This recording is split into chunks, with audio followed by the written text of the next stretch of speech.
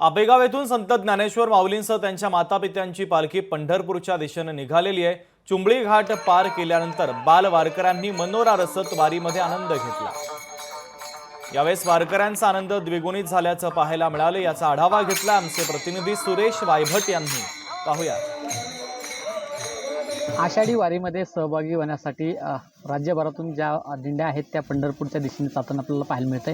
आपण जर पाहिलं तर वारकऱ्यांमध्ये मोठा उत्साह या ठिकाणी आहे आणि संत ज्ञानेश्वर महाराजांची जन्मभूमी असलेल्या आपेगाव येथून हा पालखी सोहळा जो आहे तो पंढरपूरच्या दिशेने निघालेला आहे। मात्र कुठलाही चेहऱ्यावर थकवा नाही, एक आनंद आहे।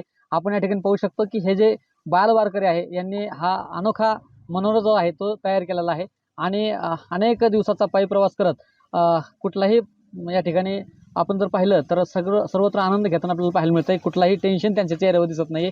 एकंदरीत आपण जर पाहिलं तर किती दिवसाचा पायी प्रवास असतो। खऱ्या अर्थानं आमच्या ज्ञानराज माऊलींच्या जन्मभूमीहून 848 वर्षाची ही वारकरी संप्रदायाची परंपरा माऊलींच्या पंजोबापासून चालत आलेली ही वारी आणि या वारीचं एक सार्वजनिक स्वरूप ज्ञानोबारायांनी केलं आणि हा सोहळा पंढरपूरला जात असताना तुम्ही म्हणता थकवा येण्याचं कारण का नाही तर लागला टकळा पंढरीचा कै एकादशी आषाढी या संतोक्तीप्रमाणे त्या भगवान परमात्म्याला सुद्धा काही भेटेन माझा मायबाप या संतोक्तीप्रमाणे त्याला सुद्धा आमची ओढ लागलेली आहे। 8 दिवसाचा प्रवास झाला, थोडा सुद्धा थकवा जाणवला नाही। भगवा पताका घेत ज्ञानोबा माऊलींचा जयघोष करत आता ही पालखी जी आहे ती पायवाडी जी आहे ती आता पंढरपूरच्या दिशेने निघताना आपल्याला पाहायला मिळते।